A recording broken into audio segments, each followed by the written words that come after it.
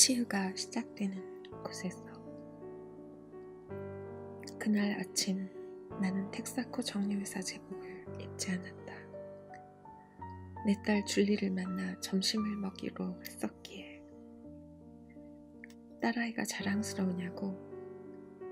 오일을 교환하러 들렀던 사람이라면 누구나 내 딸아이가 얼마나 대단한지 들었을 것이다. 줄리는 23살에 머라 연방 빌딩 사회복지 사무실에서 일하고 있는 인재였다. 대학을 졸업하고 얻게 된 첫 직장이었다. 그런데 이상했다. 며칠 전 줄리의 방문. 딸아이는 퇴근하는 길에 내 자동차 정비소에 잠시 들르곤 했다. 하지만 그날은 뭐랄까 마치 떠나기 싫어하는 듯했다. 2시간이나 머물더니 두 팔로 나를 부둥켜 안았다. 떠날 때면 언제나 나를 한번 껴안아 주었는데 그날은 아주 오랫동안 나를 껴안은 채로 있었다. 안녕, 아빠. 그때 했던 말 역시 이상했다. 매주 수요일마다 나는 머라 빌딩 건너편에 있는 아테네 식당에서 줄리를 만나 점심을 먹었다. 9시에 나는 줄리의 전화를 기다리고 있었다. 줄리는 연방정부 직원이어서 8시 출근에 점심시간은 30분밖에 없었다. 딸아이는 항상 내게 전화를 걸어 점심 식사로 무얼 먹을지 알아보고는 아테네 식당에 전화로 주문을 해두었다. 이번엔 치킨 샌드위치를 먹어야지. 점심 식사 시간쯤에는 줄리가 가장 좋아하는 주차 장소인 커다랗고 오래된 느릅나무 밑에서 그의 빨간 폰티악 승용차를 보게 될 것이다. 줄리가 커다란 유리문을 밀며 나오는 모습을 지켜봐야지. 겨우 152cm에 몸무게는 47kg도 채 안 되는 그 자그마한 아가씨를. 하지만 마음은 넓었다. 나는 주일날이면 교회에서 듣는 이웃을 사랑하라는 말씀이나 옳다고 믿는 정도였다. 그러나 줄리는 어떤가? 딸애는 언제나 하루하루 자신의 믿음을 실천하며 살았다. 짬이 날 때마다 생활이 딱한 사람들을 도와주고 주일 학교 교사도 했으며 인권단체에서 봉사활동도 했다. 나는 농담삼아 딸애에게 홀로 손을 내밀어 온 세상을 구하려 한다고 놀리곤 했다. 어디선가 우르릉 울리는 소리가 들리더니 잠잠해졌다. 어리둥절해진 나는 일어서서 유리창 밖을 내다보았다. 그때 전화벨이 울렸다. 나는 전화기를 움켜잡았다. 줄리냐? 형, 지금 텔레비전 켜져 있어요? 라디오 방송에서 그러는데 시내에서 폭발 사고가 있었대요. 내 동생의 목소리였다. 시내라고? 12km가 훨씬 넘는 거리잖아. 대체 어떤 종류의 폭발이기에 여기 있는 테이블까지 흔들어 놓는단 말인가? 뉴스 채널을 보니 헬리콥터로 공중에서 찍은 시내 전경이 나왔다. 연기와 먼지 구름 사이로 빌딩의 앞부분이 완전히 날아가 버린 9층 건물이 보였다. 아나운서의 목소리가 들렸다. 여기는 알프레드 P. 머라 연방 빌딩입니다. 외벽이 다 없어진 공간 속에는 파편 잔해들이 뒤엉켜 있었고 무너져 내린 파편 더미가 3층 높이의 산을 이루고 있었다. 나는 꼼짝도 하지 않았다. 숨을 쉴 수도 없었다. 그 순간 나의 세계는 멈춰버렸다. 나는 전화기 옆을 떠날 수가 없었다. 딸의 사무실은 건물의 뒷부분에 있었고 그곳은 아직 무너지지 않은 채였다. 줄리는 어떻게 해서라도 전화기가 있는 곳을 찾아 내게 전화를 걸어올 것이다. 그날 하루 종일 친척들과 친구들은 흩어져 모든 병원을 찾아다녔다. 그러나 나는 밤새 전화기 옆에 앉아 있었다. 전화벨이 2번 울리더니 줄리의 이름이 생존자 명단 중에 있다는 소식이 왔다. 그러나 다시 전화벨이 2번 울리더니 그 명단은 생존자들의 명단이 아니라 단지 그 건물에서 근무하던 사람들의 명단이라는 것이었다. 나는 전화기 지키는 일을 포기하고 시내로 차를 몰았다. 크레인과 수색견 그리고 구조대원들이 잔해 더미를 뒤지고 있었다. 그중 하나는 한때 아테네 식당이었던 곳의 잔해였다. 엉망이 되어버린 자동차들.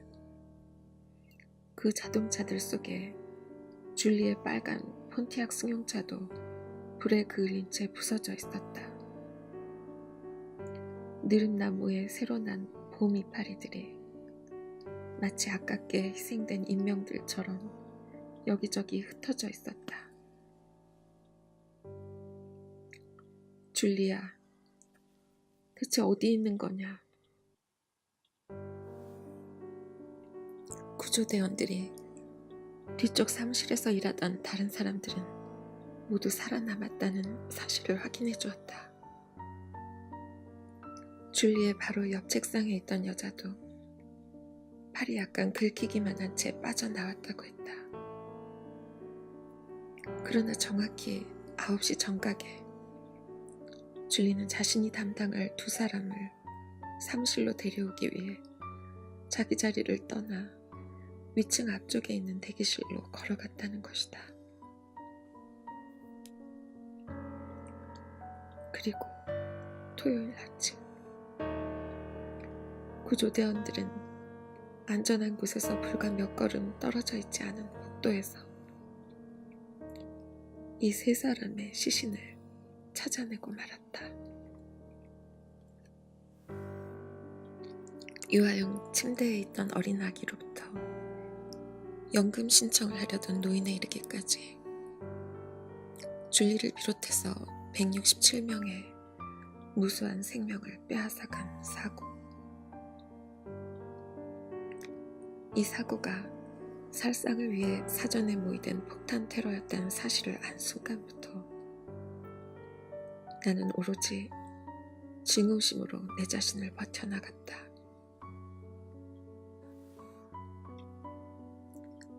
티모시 맥베이가 체포되었을 때 나는 그들도 일단 재판 과정을 거치리라는 생각에 속이 부글부글 끓어올랐다.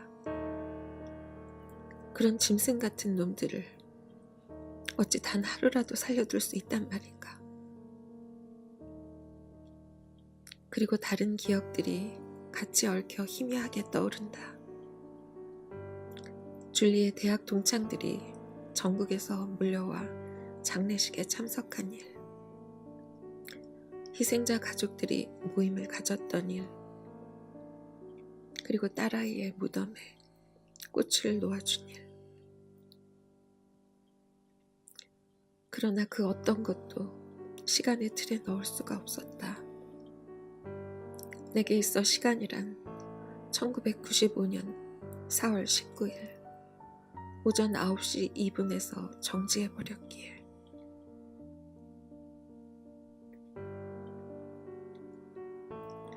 의미 없는 나날을 보내던 몇 달 후 한 가지 작은 일이 일어났다.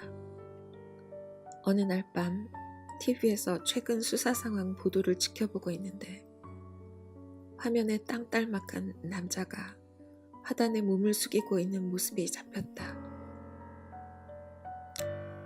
오늘 버팔로의 카메라맨들이 요행이 티모시 맥베이의 아버지의 모습을 포착했습니다.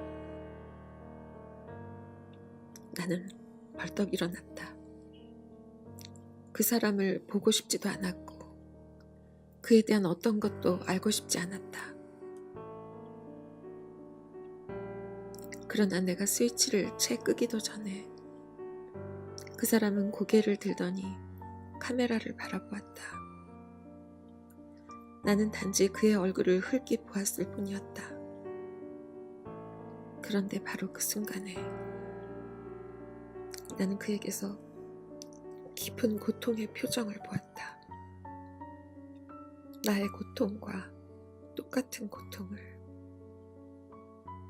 오 하나님, 이 사람도 저처럼 자식을 잃었군요. 그것은 정말 순식간에 번쩍 지나가는 깨달음이었다. 하지만 그 고통의 표정은 계속 내 마음에 되살아났고 그렇게 몇 달이 지리하게 지나는 동안 내 자신의 고통도 변함없이 그칠 줄을 몰랐다. 새해가 되었지만 달력상으로만 새해였지 나에겐 그렇지 않았다. 지난 9개월 동안 종종 그래왔듯이 나는 모라 빌딩의 잔해를 지운 자리에 철조망 울타리에 서 있었다. 울타리에는 장난감 곰, 사진, 꽃과 같은 작은 유품들이 걸려 있었다. 내 시선은 산산조각이 난 느릅나무로 옮겨갔다. 그곳은 줄리가 항상 주차를 했던 곳이었다. 1월이라 나무는 헐벗었지만 내 마음속에는 그 봄날에 보았던 모습 그대로 보였다. 그 발가벗겨지고 부러진 나뭇가지에 새순이 돋아나고 있었다.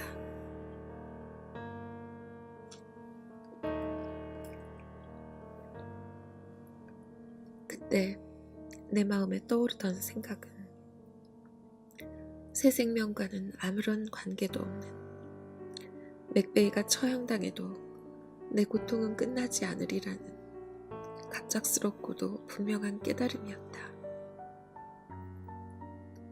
줄리아, 내가 몰라볼 만큼 나는 많이 달라졌구나. 분노와 증오심 때문에 나는 줄리가 베풀던 사랑의 방법과도 줄리 자신으로부터도 분리되어 멀리 벗어나 있었다. 그리고 내 앞에 철조망 울타리 안에는 증오가 빚어낸 결과가 고스란히 드러나 있었다. 다위파 사교 집단 대원들의 죽음을 기념하는 날에 일어난 폭탄 테러. 강박관념에 빠진 맥베이가 이를 정부 탓이라 믿고 자신이 응징하겠다며 그 같은 일을 저질렀다고 했다. 나는 이제 잘못된 일을 깊이 생각하는 것이 사람의 마음에 어떤 영향을 주는지 안다.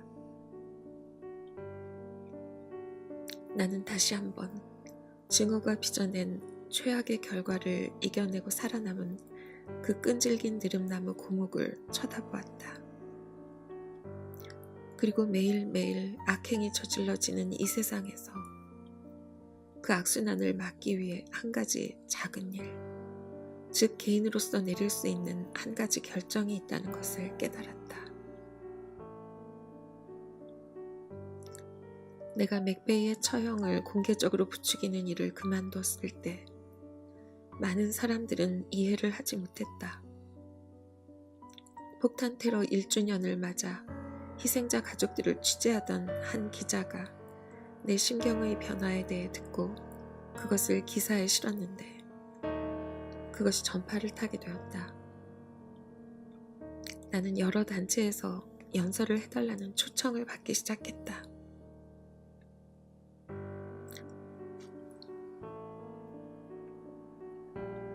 (1998년) 가을, 사고가 난 지 3년이 되었을 때였다. 버팔로에 있는 한 수녀님에게서 연설 초청장이 왔다. 버팔로라고? 내가 버팔로에 대해 들은 이야기가 뭐였더라? 그 순간 스치는 생각이 있었다. 티모시 맥베이의 아버지, 그를 만나라. 줄리를 죽인 놈의 아버지를?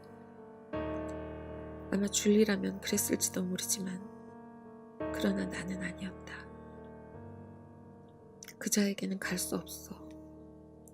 그것은 너무나 지나친 요구가 아닌가.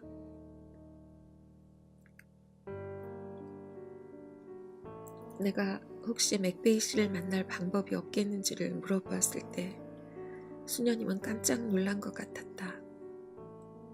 그러나 다시 전화를 걸어와서는 맥베이 씨가 다니는 교회와 연락을 해보았더니 그가 9월 5일 아침에 자기 집에서 나를 만나겠노라고 했다고 전해왔다.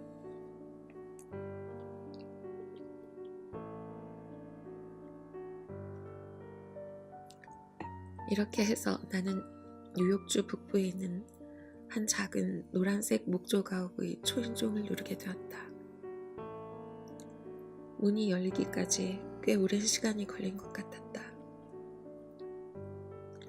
그리고 3년 동안이나 나를 집요하게 따라다니며 괴롭혔던 그 얼굴의 주인공이 고개를 내밀었다. 내가 물었다. 맥베이 씨인가요?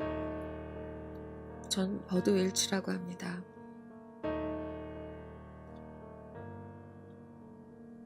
나는 내가 떨고 있다는 걸 알았다. 내가 지금 여기서 무슨 짓을 하는 걸까? 우리가 무엇에 대해 얘기할 수 있단 말인가? 잠시 어색한 시간이 흐르고 마침내 내가 입을 열었다. 정원을 갖고 계시다면서요. 저도 농장에서 컸죠. 우리는 집 뒤로 걸어갔다. 토마토와 옥수수가 가지런히 줄지어 있는 모습에서 정성을 많이 기울였음을 알 수 있었다. 30분 정도 우리는 잡초에서부터 뿌리 덮개 이르기까지 많은 이야기를 나눴다. 서로를 버드와 빌로 부르는 사이가 되었다. 그는 나를 집 안으로 데려갔고 우리는 소파에 앉았다. 가족 사진이 한쪽 벽면을 메우고 있었다.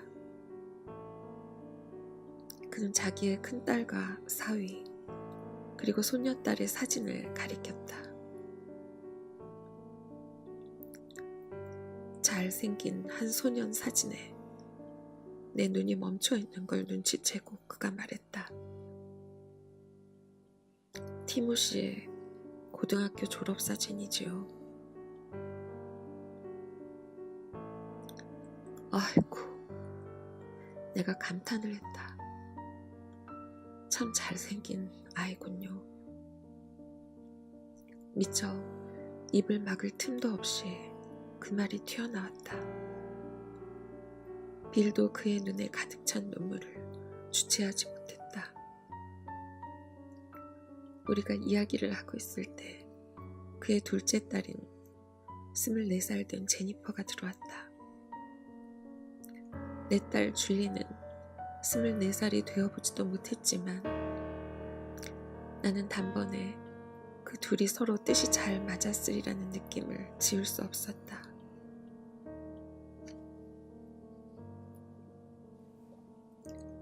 제니퍼는 이제 막 초등학교에서 교편을 잡았는데 그의 역시 그것이 첫 번째 직장이었다. 제니퍼는 학부형들 중 몇몇이 자기 성을 알고는 아이들을 데려가겠노라고 위협하더라는 이야기를 했다. 빌은 제너럴 모터스 공장에서 야간 교대조로 근무하고 있다고 했다. 나와 동갑인 그는 36년째 그곳에서 근무하는 중이었다. 우리는 둘 다 육체 노동자로서 아이들을 제대로 키우려고 애써왔다. 나는 거의 2시간을 그 집에 머물렀다. 내가 떠나려고 일어서자 제니퍼가 나를 껴안았다. 줄리가 그랬던 것처럼. 우리는 서로를 꼭 끌어안고 같이 소리를 내어 울었다. 나는 제니퍼에 대해서는 잘 모른다. 그러나 나는 평생 교회를 다녔지만 그 순간만큼 하나님이 그렇게 가깝게 느껴진 적은 없었다. 나는 제니퍼와 그의 아버지에게 말했다. 이제 우리는 남은 인생 동안 같은 배를 타게 되었군요. 과거는 바꿀 수 없겠지만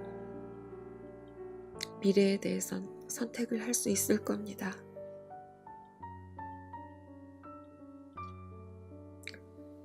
빌과 나, 우리 두 늙은이는 지금도 전화로 연락을 주고받으며 서로 최선을 다하고 있다. 그 최선이 무엇일지는 우리 둘 다 모른다. 하지만 그 부러진 느릅나무가 나에게 힌트를 준다. 사람들은 잔해를 치우는 와중에 그 나무도 불도저로 밀어버리려고 했다. 그러나 나는 앞장서서 그 나무를 구하는 운동을 벌였고, 이제 그 나무는 폭탄 희생자들을 위한 기념물 중에 일부가 될 것이다.